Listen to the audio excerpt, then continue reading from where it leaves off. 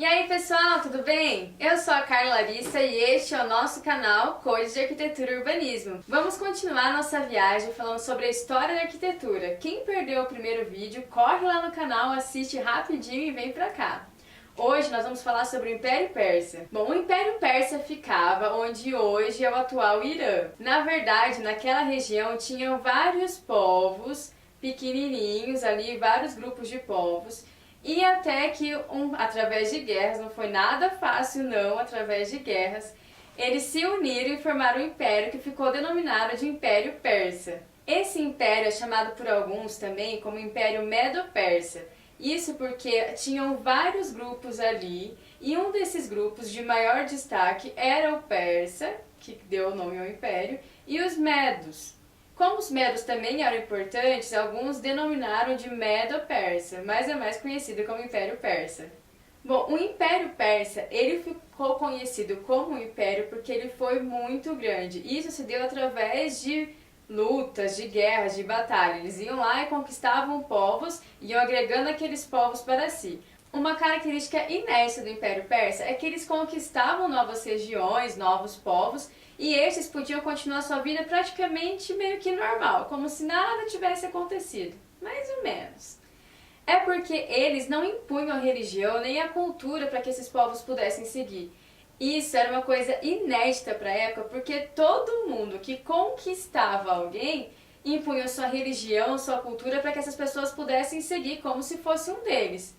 Já os persas não. Eles falavam assim, olha, a gente conquistou vocês e vocês podem continuar com a vida normal de vocês. Vocês podem continuar adorando os seus deuses, e vocês podem continuar com a sua cultura. A única coisa é que, é claro que não era a única, tinha algumas outras coisinhas a mais. Mas as principais coisas eram que, a partir de agora, eles teriam que pagar impostos ao Império Persa e teriam que fazer alianças militares. Quando os persas precisassem, eles tinham que ir lá lutar por eles. Para garantir que tudo desse certo, o que o imperador fazia? Ele enviava generais para as regiões conquistadas, para que eles pudessem ficar de olho ali e ver se o povo estava cumprindo à risca aquilo que o império tinha ordenado. Toda essa liberdade garantiu o sucesso do Império Persa, mas também garantiu o fracasso. O sucesso por quê? Porque as pessoas conquistadas, elas não tinham por que se revoltar. Elas podiam continuar como antes, praticamente como se nada tivesse acontecido. Então eles não tinham por que se revoltar. Mas, por outro lado, você tinha grupos diferentes de pessoas que foram conquistadas e grupos diferentes de pessoas com a sua religião, com a sua cultura. Isso gerava uma segregação do povo. Então aquele povo eles não se consideravam como uma nação, como uma unidade, como um povo só. Pelo contrário, eles tinham grupos diferentes e isso atrapalhava muito na hora das batalhas. Bom, já deu para imaginar que o Império Persa era bem grande. Para que tudo funcionasse normalmente, o imperador construiu diversas estradas que ligassem o império inteiro.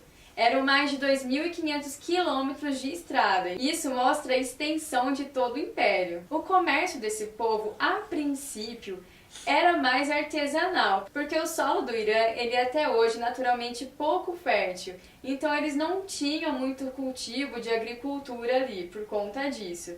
Então o comércio deles vinha praticamente dos artesanatos. Bom, todo mundo deve saber dos famosos tapetes persas, né? Até hoje eles são caríssimos e muito requisitados nas casas mais chiquérrimas. Já a agricultura, então, como eles não produziam em solo próprio, eles pegavam desses povos conquistados.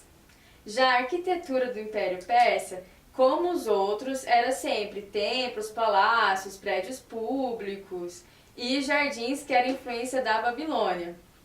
Mas era uma arquitetura, gente, mais inovadora, porque você tem vários povos diferentes ali, várias culturas diferentes. Tudo isso proporcionou uma arquitetura com forma mais livre, mais decorativa, mais leve, com mais adornos. Se a gente for comparar o que tínhamos até o momento, por exemplo, os zigurates, não desmerecendo os zigurates, mas se a gente for comparar os zigurates com o que os persas estavam fazendo no momento, há uma diferença muito grande entre os dois. A dos persas é mais bonita aos olhos. A edificação de maior destaque deles foi o Palácio de Persépolis.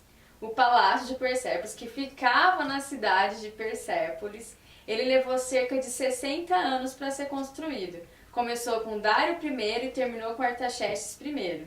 Vocês perceberam que até agora nós não citamos o nome de nenhum arquiteto? Porque naquela época não importava quem tinha projetado, mas sim quem mandou fazer, quem podia dar as ordens, que no caso era o imperador, o rei. Então sempre aparece o nome do rei, tipo Dário I, começou com Dário I e terminou no reinado de Artaxerxes I. São sempre esses. O palácio tinha acesso a uma grande, larga e imponente escadaria, cheia de degraus rasos. Esses degraus rasos, eles eram feitos propositalmente assim, por conta de facilitar o acesso de cavalos. As laterais da escadaria eram a parede em relevo, e essas paredes elas desenhadas com os povos guerreiros do Império. É muito bonito de se olhar. Até então não se tinha muito paredes em relevo. Nós tivemos, por exemplo, lá no portão de Istar, na Babilônia, até tinha um pouquinho, mas os persas eles inovaram. O palácio ele era composto por várias edificações, todas elas muito ornamentadas, algumas até mesmo coloridas. A sala mais famosa do palácio era a Sala das 100 Colunas. A Sala das 100 Colunas tinha mais ou menos 68 metros quadrados. Tinha um teto feito de madeira toda pintada, sustentado por 100 colunas. Essas colunas elas tinham os capitéis em forma de touro e unicórnios. Em contraposição a toda a suntuosidade do palácio, as tumbas dos reis Arquemênidas eram cavadas em pedras e bem simplórias. Pessoal, nosso vídeo hoje foi mais rapidinho. Eu quero agradecer muito a presença de vocês aqui. Se gostaram, já sabe, curte nosso vídeo, se inscreva no canal, ative as notificações e compartilhe com os amigos. Nosso próximo vídeo vocês não podem perder. Nós vamos falar sobre o Egito Antigo com suas obras faraônicas. Beijo grande a todos, fiquem com Deus e até o próximo.